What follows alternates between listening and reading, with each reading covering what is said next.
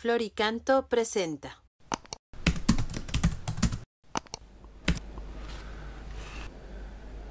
Número 315 del compendio del Catecismo de la Iglesia Católica. ¿Cómo se comporta la Iglesia con los enfermos? Y responde: la Iglesia, habiendo recibido del Señor el mandato de curar a los enfermos, se empeña en el cuidado de los que sufren, acompañándolos con oraciones de intercesión. Tiene sobre todo un sacramento específico para los enfermos, instituido por Cristo mismo y atestiguado por Santiago. ¿Está enfermo alguno de vosotros? Llame a los presbíteros de la Iglesia que oren sobre él y le unjan con óleo en nombre del Señor. ¿Cómo se comporta la Iglesia con los enfermos? Bueno, es que el mismo Señor, en la medida que iba en esa escuela apostólica que tenía con sus discípulos, con sus apóstoles, pues les fue transmitiendo lo que él mismo hacía. O sea, lo que eran sus prioridades, también ellos en ese ejercicio del ministerio la realizaban. Cuando él les va enviando, por ejemplo, acordaros del envío de los 72, les envía de 2 en 2, y luego retornan y le comentan a Jesús cómo había ido, qué experiencias habían tenido, ¿no? Jesús asocia no solo a los apóstoles, sino al conjunto de los discípulos a su ministerio, con sus mismas preferencias. Por ejemplo, Marcos 6, 12, 13, fijaros cómo dice: ellos salieron a predicar la conversión, echaban muchos demonios, ungían con aceite a muchos enfermos y los curaban. Curioso, ungían con aceite a muchos enfermos y los curaban. Es toda una continuidad de lo que Jesús hacía y es todo, pues, un adelanto de lo que la Iglesia también hace en el sacramento de la unción de los enfermos. En los Hechos de los Apóstoles lo vemos también con claridad.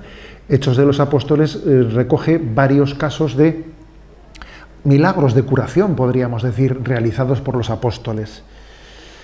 El Espíritu Santo da una gracia especial a algunos para la curación. También esto se ve con claridad. No todos tienen los mismos dones, y en esa especie de diversidad de dones del Espíritu Santo, algunos reciben el don de sanación. Esto es interesante, es importante. 1 Corintios 12:9, allí dice, ¿no? A cada uno se le otorga la manifestación del Espíritu para el bien común.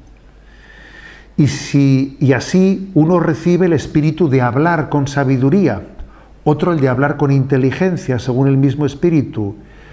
Hay quien recibe el don de la fe y otro al mismo tiempo el don de curar. Bueno, fijaros este texto. O sea, no todo el mundo ha recibido ese don de sanación, el don de curación. Algunos sí, sin embargo. Así está dicho, fijaros. Lo cual no quiere decir que porque algunos hayan recibido ese don de curación, pues tenga que ser siempre así, o sea, todo pueda ser curado. Pues no, hay muchas cosas que no pueden ser, que Dios no da la gracia para que sean curadas, ¿no? Porque tiene otros planes Dios. También está en la misma carta a los Corintios, en la segunda carta a los Corintios, allí también Pablo dice que tenía clavada una espina en su carne, no sabemos qué sería tal cosa.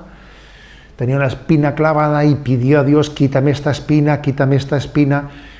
Y entonces por 3 veces se lo pidió y el Señor le dijo: mira, te basta mi gracia, tú sigue con esa espina. Y no le concedió esa quizás fuese una enfermedad, no lo sabemos, que podía ser esa espina clavada en su carne, pero no le concedió ese don de la sanación. Tenía otros planes Dios, ¿no? O sea, que a algunos les da el carisma de poder curar, no a todos, y no siempre de curar a todos, no, porque Dios tiene planes diferentes para unos y para otros, porque lo importante es, como decíamos, ¿no? en alguno de los números anteriores, que la sanación es un signo de una curación del alma definitiva para la vida eterna. Incluso a veces Dios permite, ¿no? que permanezca en nosotros la enfermedad, para poder decir con San Pablo: completo en mi carne lo que falta la pasión de Cristo, participando de la pasión de Cristo. Hay muchos enfermos, ¿no?, que han visto en su enfermedad como una llamada a participar de la pasión de Cristo. Entonces, bueno, pues esto se ha traducido en el quehacer de la Iglesia, porque estamos hablando del número 315, que dice cómo se comporta la Iglesia con los enfermos. Esto se ha traducido en un sacramento. Y ahí veis referido ese episodio de Santiago 5. ¿Está enfermo alguno de vosotros? Que llame a los sacerdotes, que oren sobre él, que le unjan con óleo en nombre del Señor. La Iglesia,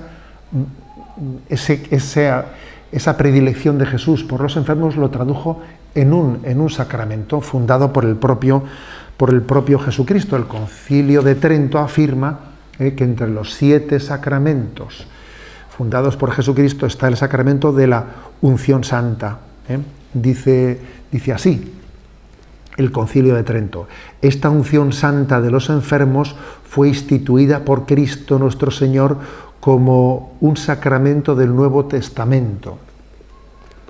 Luego, quizás con el paso de los años, en la práctica se fue reservando exclusivamente a quienes estaban en el momento último de la vida, hasta los que estaban a punto de morir, y ese sacramento que veis que Trento le llama de unción santa, se pasó a llamar extrema unción, porque cada vez se reservaba para el momento extremo. Y por eso la reforma litúrgica del Concilio Vaticano II volvió a recuperar el nombre original de unción santa. En el año 1972, San Pablo VI, siguiendo la reforma litúrgica del Concilio Vaticano II, pues promulga, ¿no?, un decreto en el que vuelve a llamarle a este sacramento unción de enfermos, unción santa, porque quiere, como explicaremos en los próximos números, reservarse no exclusivamente para el momento último y final, cuando alguien ya está falleciendo, sino ser celebrado de una manera más genérica para los enfermos que están en situación grave.